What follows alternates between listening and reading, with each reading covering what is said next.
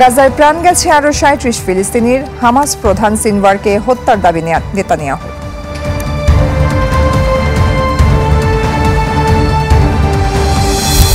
যুক্তরাষ্ট্রের ভিসা সাক্ষাৎকার স্থগিতে হতাশ বিদেশি শিক্ষার্থীরা, আর্থিক ক্ষতির মুখে পড়বে মার্কিন অর্থনীতিও।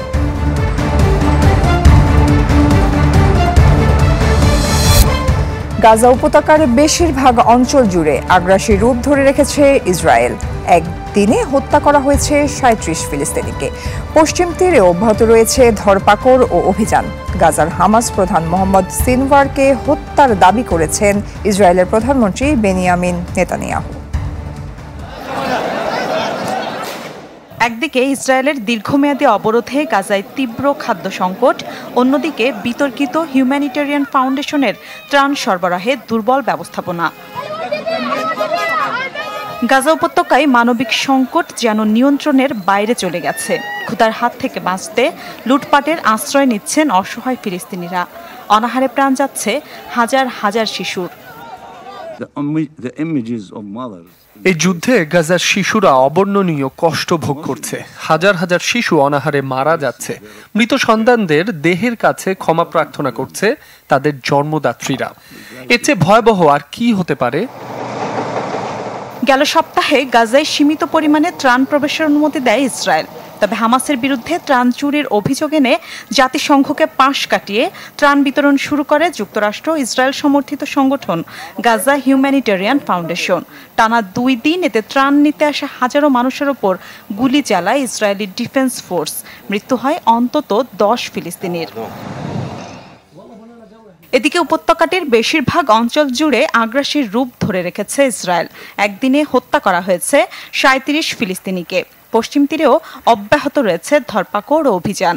গাজার হামাস প্রধান মোহাম্মদ সিনওয়ারকে হত্যার দাবি করেছেন ইসরায়েলের প্রধানমন্ত্রী বেনিয়ামিন নেতানিয়াহু। মোহাম্মদ সিনওয়ারকে হত্যা করা হয়েছে। গেল ২ দিনে হামাসের পরাজয়ের নাটকীয় মোড় দেখতে পেয়েছি আমরা। ইসরায়েল এখন গাজায় খাদ্য বিতরণও নিয়ন্ত্রণে নিয়েছে। এদিকে অধিকৃত পূর্ব জেরুজালেমে আল আকসা মসজিদ কম্পাউন্ডের কাছে একটি শহর নিয়ন্ত্রণে নেওয়ার দাবিও জানান নেতানিয়াহু। সুড়ঙ্গের ভেতর দাঁড়িয়ে থাকা নেতানিয়াহুর বক্তব্য প্রকাশ করেছে টিআরটি ওয়ার্ল্ড সহ বেশ কিছু সংবাদ মাধ্যম। মিলা খন্দকার, চ্যানেল 24। ট্রাম্প প্রশাসনের ভিসা সাক্ষাৎকার স্থগিতের সিদ্ধান্তে ক্ষুব্ধ আন্তর্জাতিক শিক্ষার্থীরা। যদিও এতে বড় রকমের আর্থিক ক্ষতির মুখে পড়বে মার্কিন অর্থনীতিও। বিশ্লেষকরা বলছেন, ইসরায়েল বিরোধী বিক্ষোভ দমাতে ব্যর্থতার জেরেই বিদেশি শিক্ষার্থীদের বিরুদ্ধে এমন সিদ্ধান্ত ট্রাম্পের। সিদ্দিকুর রহমান সুমনের তথ্য ছবিতে ডেস্ক রিপোর্ট। গাজায় ইসরায়েলি গণহত্যার বিরুদ্ধে শুরু থেকে সরব যুক্তরাষ্ট্রের বিশ্ববিদ্যালয়গুলোর শিক্ষার্থীরা, যেখানে আন্তর্জাতিক শিক্ষার্থীদের বিক্ষোভ দমাতে হিমশিম খাচ্ছে মার্কিন প্রশাসন। উপায়ন্তর না পেয়ে তাই বিদেশি শিক্ষার্থীদের দমাতে ভিসা বাতিল সহ একের পর এক উদ্যোগ নিচ্ছে ট্রাম্প প্রশাসন। সবশেষ অনির্দিষ্টকালের জন্য স্থগিত করা হয় আন্তর্জাতিক শিক্ষার্থীদের ভিসা সাক্ষাৎকার। ট্রাম্প প্রশাসনের এমন সিদ্ধান্তে হতাশ, ক্ষুব্ধ শিক্ষার্থীরা। অনেক স্টুডেন্টদের স্বপ্নগুলো আজকে ধ্বংসের পথে। যেমন তারা আজকে কোনো কিছু অনেক প্রিপারেশন নিয়ে ওরা ওদের অফার লেটার গুলো আনছে অনেক ইউনিভার্সিটি থেকে, বাট বর্তমান সিচুয়েশনের কারণে ওরা এখন কোনো কিছু করতে পারতেছে না। সো ওইটার জন্য অনেক স্টুডেন্ট গুলো ডিপ্রেশনে চলে গেছে। আইন বিশেষজ্ঞরা বলছেন, যুক্তরাষ্ট্রে প্রবেশের পর সরকার সহজেই শিক্ষার্থীদের ভিসা বাতিল করতে পারে না। তাই দেশটিতে প্রবেশের পথই আটকে দিতে চাইছে সরকার, যাতে বহির্বিশ্ব থেকে ছেলেরা ছাত্ররা এখানে আসতে না পারে। যদি তারা আসতেই না পারে তাহলে ট্রাম্প বিরোধী বা সরকার বিরোধী কথা তারা বলার চান্স পাবে না। বাট এই বিষয়টা কিন্তু এমন না, যারা বিরোধিতা করবে বিশ্বের যে কোনো স্থান থেকে বিরোধিতা করতে পারে। তবে ভিসা প্রক্রিয়া স্থগিতের মধ্য দিয়ে আর্থিক ক্ষতির মুখে পড়বে যুক্তরাষ্ট্র। অলাভজনক সংগঠন NAFS এর তথ্য অনুযায়ী 2023-24 শিক্ষাবর্ষে যুক্তরাষ্ট্রে 11 লাখের বেশি বিদেশি শিক্ষার্থী পড়াশোনা করেছেন। প্রতি বছর কয়েক লাখ আন্তর্জাতিক শিক্ষার্থী প্রায় $40 বিলিয়ন অবদান রাখে মার্কিন অর্থনীতিতে। Each and every year about 1.1 million foreign student কিন্তু USA তে আসতো এবং এসে about $40 billion তারা কিন্তু US এর ইকোনমিতে কন্ট্রিবিউট করতো। নট অনলি দ্যাট, তারা কিন্তু about 360,000 এর উপরে তারা কিন্তু জবে কন্ট্রিবিউট করতো, including housing, retail and transportation. চলতি সপ্তাহে আন্তর্জাতিক শিক্ষার্থীদের উদ্দেশ্যে আরও একটি ঘোষণা দেয় ট্রাম্প প্রশাসন, যেখানে বলা হয় নিয়মিত ক্লাস না করলেও বাতিল করা হবে শিক্ষার্থীদের ভিসা। Desk report, channel 24। জন আকাঙ্ক্ষা পূরণে দ্রুততম সময়ের মধ্যে বাংলাদেশে একটি অন্তর্ভুক্তিমূলক, অবাধ ও সুষ্ঠু নির্বাচন প্রয়োজন বলে মন্তব্য করেছে ভারত। দেশটির পররাষ্ট্র মন্ত্রণালয়ের মুখপাত্র রণধীর জয়সওয়াল সাপ্তাহিক ব্রিফিংয়ে আরও বলেন, মানবিক করিডোর ইস্যুটি নিবিড়ভাবে পর্যবেক্ষণ করছে তারা। On Bangladesh, Manas, we have articulated our position very clear as far as elections in Bangladesh is concerned, and we have done so consistently. Bangladesh needs to ascertain the will and mandate of the people by holding an inclusive, fair and free elections at an early date. Islami bank PLC world news টুডেতে নিচ্ছে একটা বিরতি, ফিরছি একটু পরে সাথে।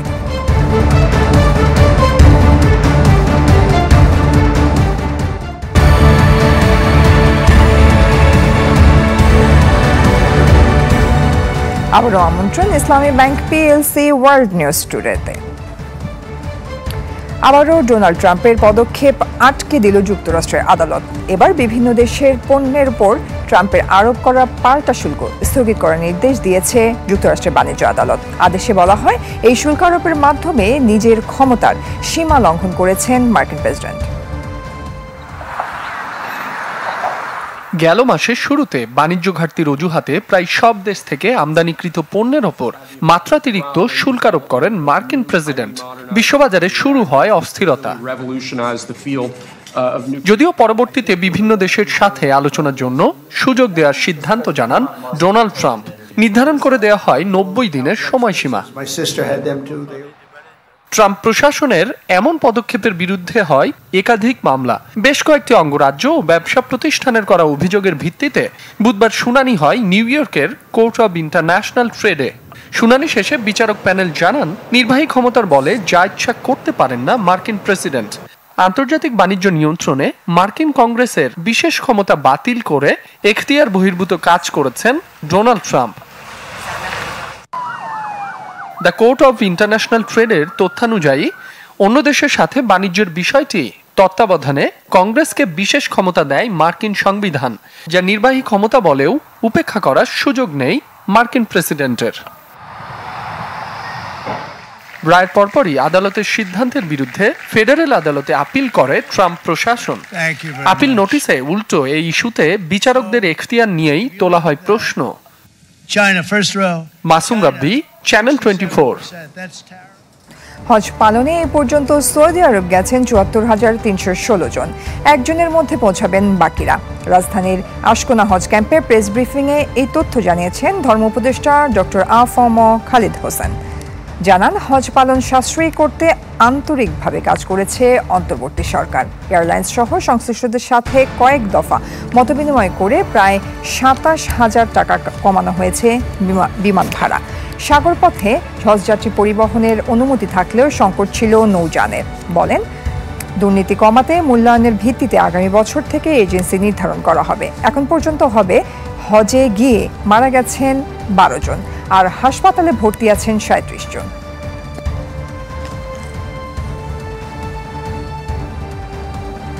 দর্শক, হজ পরিস্থিতির সব শেষ খবর জানতে যুক্ত হচ্ছেন সহকর্মী সৈয়দ আহমেদ। সৈয়দ আহমেদ, কেমন দেখছেন এবারের হজ কার্যক্রম?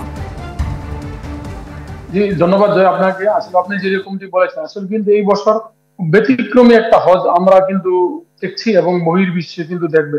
এর কারণটা হিসাবে যে নজিরবিহীন নিরাপত্তা এবং হজের যে কার্যক্রম সৌদি সরকার নিয়েছে তা কিন্তু খুব স্পেসিফিকলি তারা কিন্তু আগেই জানিয়ে দিয়েছে এবং বিভিন্ন দেশের কিন্তু হাজিদেরকে যারা সঠিক সময়ে বাড়ি ভাড়া নিতে পারে না, মুআল্লিম সঠিকভাবে করতে পারে না, তাদেরকে কিন্তু তাদের ভিসা ইস্যু করে নাই। এই দিকগুলি কিন্তু সৌদি সরকার খুব কঠোর হাতে এই বছর কিন্তু প্রতিটা বছর আমরা বিবিএস দেখেছি যে 3টি স্তরে নিরাপত্তা রাখতেই কিন্তু এই বছর 5টি স্তরে তারা নিরাপত্তা দিয়েছে। আরেকটি দিক হলো যে মিনা থেকে মুজদালিফা এবং আরাফা এই জায়গাটা তারা সাদা রাবারের স্পট দিয়ে তারা এটা দিয়েছে যে পায়ে হেঁটে গেলেও যেন তীব্র গরম যেন তাদের পায়ে কোনো ধরনের অসুবিধা না হয়। এবং সৌদি সরকার কিন্তু এবং আমাদের বাংলাদেশি যে হাজি সাহেবরা যারা আছেন ডাক্তারি টিম, তারা কিন্তু বলেছে যদি বাংলাদেশি হাজিরা কিন্তু এই তীব্র গরম এবং ভিড় এড়িয়ে চলার জন্য চোখে যেন সানগ্লাস দিয়ে রাখে, ছাতা সাথে রাখে। আরেকটি হলো যে আজকে থেকে কিন্তু মদিনার থেকে সম্পূর্ণ আস্তে আস্তে কিন্তু হাজিরা কিন্তু মক্কার পথে আসছে। আজ থেকে কোনো ফ্লাইট কিন্তু মদিনায় অবতরণ করতে পারবে না, সকল হাজিরাই কিন্তু জেদ্দা আসতে হবে। যেহেতু আগামী 3 তারিখের মধ্যে সকল হাজি সৌদি আরবের মক্কায় থাকতেই হবে, যেহেতু সেখান থেকে তারা মিনার উদ্দেশ্যে সবাই শয়ে শয়ে ক্যাম্পে চলে যাবেন। সেখান থেকে তারা এক রাত্র ইবাদত বন্দিগিরির পরে তারা আরাফাতের ময়দানে যাবেন, যেখানে মূল হজের কার্যক্রম শুরু হবে। মসজিদ নামিরাতে খুতবা দিবেন। সেই অবস্থাতেই কিন্তু সৌদি সরকার কিন্তু এগিয়ে যাচ্ছে। আরেকটি কিছু হাজি অভিযোগ করছে যে তাদের খাবার নিয়ে তারা আনতে বা যারা খাবার ক্যাটারিং থেকে দিত বা হাইজিনিক ইয়ে করতো, সৌদি সরকার কিন্তু এটা খুব ভালোভাবে মনিটরিং করছে, সৌদি ফুড সার্ভিস। সেখান থেকে কিন্তু একটি তথ্য আমরা পেয়েছি যে আগামী বছর থেকে কিন্তু সৌদি সরকারি ক্যাটারিং থেকেই প্রত্যেকটা হাজিকেই খাবার সরবরাহ করা হবে। এবং বিশেষ ভাবে যে কোরবানি ইন্ডিভিজুয়াল কিন্তু অনেকে কোরবানি দিত, এই কোরবানিটা কিন্তু এই বছর হয়তো তারা শেষ দিতে পারবে ইন্ডিভিজুয়াল। আগামী বছর থেকে তারা কিন্তু এই কোরবানি প্রত্যেকেই কিন্তু ব্যাংকে মাধ্যমে টাকা জমা দিয়ে এই কোরবানি দিতে হবে। এটা সৌদি সরকার কিন্তু অফিসিয়ালি হয়তো হজের পরে বা আনুষ্ঠানিকতা যখন শেষ হবে তখন কিন্তু প্রত্যেকটা দেশকে জানিয়ে দিবে। এই যে পরিস্থিতিটা বা যারা এই বাংলাদেশি হাজি বয়স্ক যারা আছেন বা কিছু হাজিরা দূরে আছেন, তাদের ইয়ে অনুযায়ী তারা বিভিন্ন সময় বিভিন্ন অভিযোগ করছে। আসলে কিন্তু সরজমিনে গিয়ে আমরা কিন্তু আসলে ওই ইয়াগুলি সঠিকভাবে পাচ্ছি না। একটি অভিযোগ প্রথম শুরু থেকেই ছিল যে ব্যাগেজ নিয়ে, এটা কিন্তু আসলে অনেকটা বিভিন্ন মিডিয়া আসার কারণে কিন্তু এটা অনেকটা কমে এসেছে। সৈয়দ আহমেদ, আপনাকে অসংখ্য ধন্যবাদ। দর্শক, সৌদি থেকে এবারের হজ কার্যক্রমের খবরাখবর জানাচ্ছিলেন সহকর্মী সৈয়দ আহমেদ। ইসলামী ব্যাংক পিএলসি ওয়ার্ল্ড নিউজ টুডেতে নিচ্ছি আবার একটা বিরতি, ফিরছি একটু পরে, সাথে থাকুন।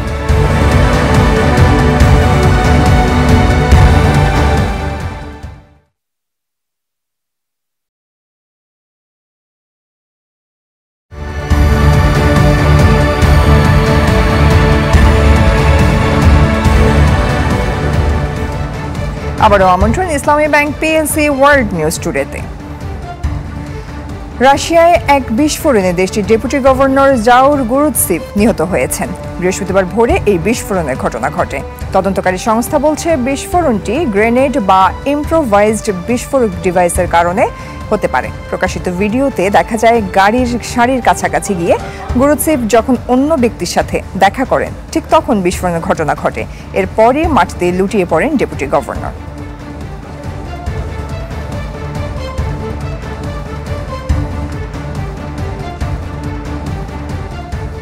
দর্শক, এই নিয়ে আরো বিস্তারিত খবরাখবর জানাতে রাশিয়া থেকে আমাদের সাথে যুক্ত হচ্ছেন সহকর্মী তারেক মাহমুদ। তারেক মাহমুদ, স্বাগত আপনাকে। ডেপুটি গভর্নরের উপর এই হামলার দায়ে কেউ কি স্বীকার করেছে কিনা এবং এই তদন্তের সবশেষ কি তথ্য সামনে এসেছে, এই নিয়ে কি তথ্য আছে আপনার কাছে? ধন্যবাদ আপনাকে। এই হামলাটি হয়েছিল আজ 29 মে ভোরবেলায়, যেটি রাশিয়া দক্ষিণ পূর্ব অঞ্চলীয় একটি শহরে। সেখানে এই একটি যে তদন্তকারী সংস্থা তদন্ত শুরু করেছে ইতিমধ্যে, যে এখানে 2জন ব্যক্তি নিহত হয়েছেন। একজন এই মধ্যে হচ্ছেন ওই অঞ্চলের ডেপুটি গভর্নর, যিনি রাশিয়া ইউক্রেন যুদ্ধে সম্মুখভাগে অংশগ্রহণ করেছিলেন। আর ইউক্রেনের যে মারিউপোল অঞ্চলটি রয়েছে সেইখানে যে যুদ্ধ হয়েছিল সেখানে তিনি নেতৃত্ব দিয়েছেন। তো তিনি কর্মরত ছিলেন ডেপুটি গভর্নর হিসেবে। এবং এই হামলার সময় যে তদন্তকারী সংস্থা যেটি প্রাথমিকভাবে বলছে যে একটি হোমমেড ইম্প্রোভাইজড ডিভাইসের মাধ্যমে হামলাটি করা হয়েছে। সেখানে 2জন ব্যক্তি নিহত হয়েছেন এবং এই হামলাটি ইতিমধ্যে তারা তদন্ত শুরু করেছেন। তদন্তের সব দিকগুলো তারা ইতিমধ্যে থেকে সন্ত্রাসী হামলা বলে আখ্যায়িত করেছেন। এবং পাশাপাশি তারা যেটা বলছেন যে এটি ইউক্রেনীয় বাহিনীর থেকে ঘটানো হয়েছে হামলাটি, যেটি আসলে আরো তারা হত্যা মামলা দায়ের করা হয়েছে। এই বিষয়টি যেটার উপর তারা সব বিবেচনা করে তদন্ত করছেন। তো এই হামলাটি গত কয়েক সপ্তাহের মধ্যে রাশিয়ার অভ্যন্তরে যে হামলাগুলো হচ্ছে, যেমন গত সপ্তাহে প্রেসিডেন্ট ভ্লাদিমির পুতিনের যে গাড়ি বহনকারী হেলিকপ্টারকে নিয়ে হামলা করা হয়েছিল, ড্রোন হামলা করা হয়েছিল সেটি। এর পাশাপাশি রাশিয়ার অভ্যন্তরে অনেকগুলো ড্রোন হামলা করা হয়েছে। সবগুলো বিষয়কে একত্রিত করে তদন্ত চলমান রয়েছে এবং এর প্রতিক্রিয়ায় কিন্তু রাশিয়ার পক্ষ থেকেও ইউক্রেনে ভয়ঙ্কর হামলা চালানো হয়েছে। আজ ইউক্রেনের একটি ইউক্রেনের একটি সেনাবাহিনীর ঘাঁটিতে হামলা চালিয়েছে রাশিয়ার পক্ষ থেকে, যেটি রাশিয়ার পক্ষ থেকে ভিডিও প্রকাশ করা হয়েছে। তবে এই হামলাগুলো যদি ইউক্রেনের পক্ষ থেকে এই যে ডেপুটি গভর্নর হত্যার বিষয়টি দায় স্বীকার করা হয়নি, কিন্তু রাশিয়ার গোয়েন্দা বাহিনীর পক্ষ থেকে তাদেরকে দায়ী করা হয়েছে। যেটি তারা যেটা করা হয়েছিল পূর্বের হামলাগুলো তাদেরকে দায়ী করা হয়েছে। আর এর মধ্যে কিন্তু একটি আরো দুই পক্ষের শান্তি আলোচনা চলমান রয়েছে, যেটি দীর্ঘ 3 বছর পর গত 2 সপ্তাহ আগে ইউক্রেনের ইস্তাম্বুলে যে আলোচনাটি হয়েছিল, এবং সেই আলোচনাটি রাশিয়ার পক্ষ থেকে আবার প্রস্তাব দেওয়া হয়েছিল আলোচনার দ্বিতীয় ধাপে আলোচনা বসার জন্য, যেটি হয়তো আগামী সপ্তাহে তারা প্রস্তাব দিয়েছে রাশিয়ার পক্ষ থেকে আলোচনার জন্য। তারেক মাহমুদ, আপনাকে ধন্যবাদ। দর্শক, রাশিয়ার ডেপুটি গভর্নর নিহতের ঘটনার বিস্তারিত খবর জানাচ্ছিলেন সেখান থেকে তারেক মাহমুদ। দর্শক, এই ছিল আজকের ইসলামী ব্যাংক পিএলসি ওয়ার্ল্ড নিউজ টুডেতে। বিশ্বের গুরুত্বপূর্ণ সব সংবাদ ও বিশ্লেষণ জানতে চোখ রাখুন চ্যানেল 24 এর পর্দায়। এছাড়াও দেখতে পারেন ফেসবুক এবং ইউটিউবে। ধন্যবাদ সবাইকে।